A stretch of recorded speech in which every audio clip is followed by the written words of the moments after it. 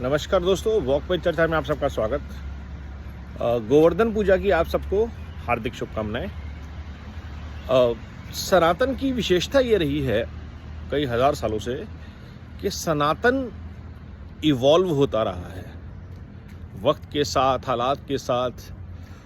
Stories वही रही हैं बट उनकी रेलेवेंस जो है, जैसे भागवत गीता है, भागवत गीता जब कही गई, जहाँ कही गई, लेकिन हर समय में, हर दौर में उसका जो रेलेवेंस है वो इतना वास्ट है कि वो इवॉल्व होता रहता है।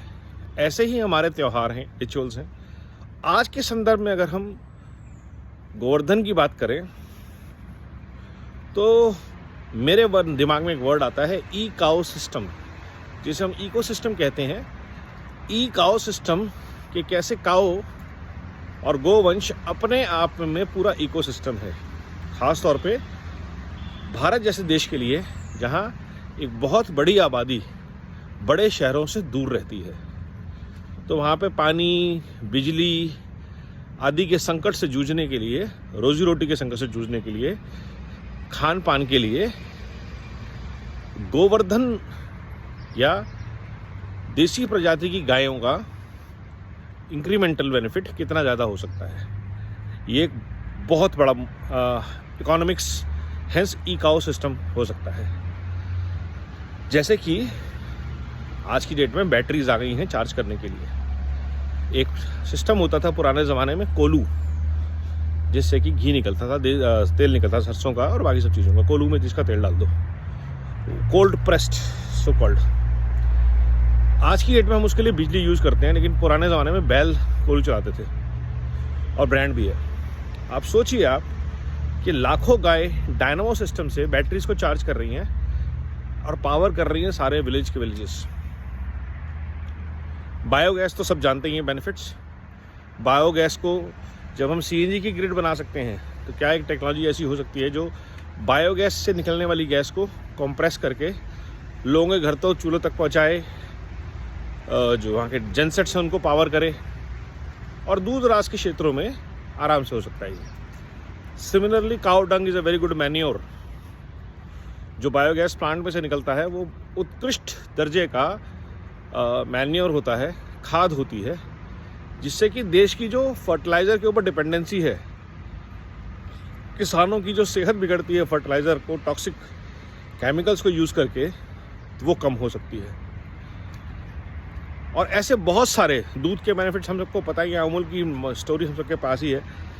तो जो गोवर्धन है वो कैसे पूरे एक इकोसिस्टम को चला सकता है, इकोनॉमी को चला सकता है, फूड प्रोसेसिंग के बिजनेस को चला सकता है, पावर सप्लाई को रिस्टोर कर सकता है, सिक्योरिटी दे सकता है, कंसिस्टेंसी दे सकता है, जिसमें आप बोलते हैं कि जो सूरज की रोशनी पे आप इरेगुलरिटीज है मेजर प्रॉब्लम, या पानी बरसात में कम आता है तो पावर डैम्स की पावर कम हो जाती है।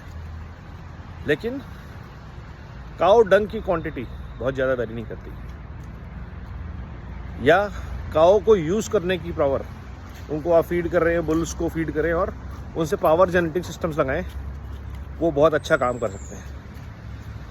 और सिर्फ यही दो चीज़ें अगर हो जाती हैं मास लेवल पे, ऑर्गेनाइज्ड तरीके से, ग्रिड लेवल पे, तो जो आपका गोवर्धन का बेनिफिट है वो देश के लाखों गाँवों तक, छोटे कस्बों, शहरों तक पहुंच सकता है। और रिवर्स मीटरिंग जैसी टेक्नोलॉजी के थ्रू आज की डेट में वो बहुत बेनिफिट कर सकता है। तो जो गौशालाएं हैं वो आत्मनिर्भर बन सकती हैं, पावर जनरेटर बन सकती हैं, फर्टिलाइज़र जनरेटर बन सकती हैं, और गाय के बाकी जो गौ अर्क बनता है, गौमूत्र से सामान बनता है, पेंट्स बन रहे हैं आजकल, और कागज़ बन रहे हैं, पल्प बहुत अच्छा होता है। तो प्लेट्स, बहुत सारा सामान जो भारत की लाखों गायें जो वेस्ट हो जाता है उनका प्रोडक्ट, बाय प्रोडक्ट गोबर, उसको यूज़ करके गौशालाओं पे छोटे छोटे इंडस्ट्रियल यूनिट्स खड़े हो सकते हैं। होते हैं, कई सालों से हो रहे हैं, प्रयास हो रहे हैं, बट आज भी अधिकतर गौशालाएं जो हैं वो दान पे चलती हैं। और दान न करके अनुसंधान किया जाए उनके ऊपर, इन टेक्नोलॉजीज़ के ऊपर, तो ये प्रयास ज़्यादा कारगर होंगे, ज़्यादा लाभदायक होंगे और भारत के किसानों के लिए, भारत की महिलाओं के लिए, छोटे शहर गांव देहात में रहने वाले लोगों के लिए आय का बहुत बड़ा स्रोत बन सकते हैं। तो हमें अपनी सनातन वैल्यूज़ को, सनातन संस्कारों को, सनातन ज्ञान को अगर जब भी हम नई दिशा में देखेंगे तो हमारी दिशा के सुधरने के आसार प्रबल हो जाते हैं। सॉल्यूशंस हमारे संस्कारों में, हमारी संस्कृति में सदा से हैं, बस उसको हम कैसे इवॉल्व करें ये हमारे हाथ में है। वंदे भारत, वंदे मातरम।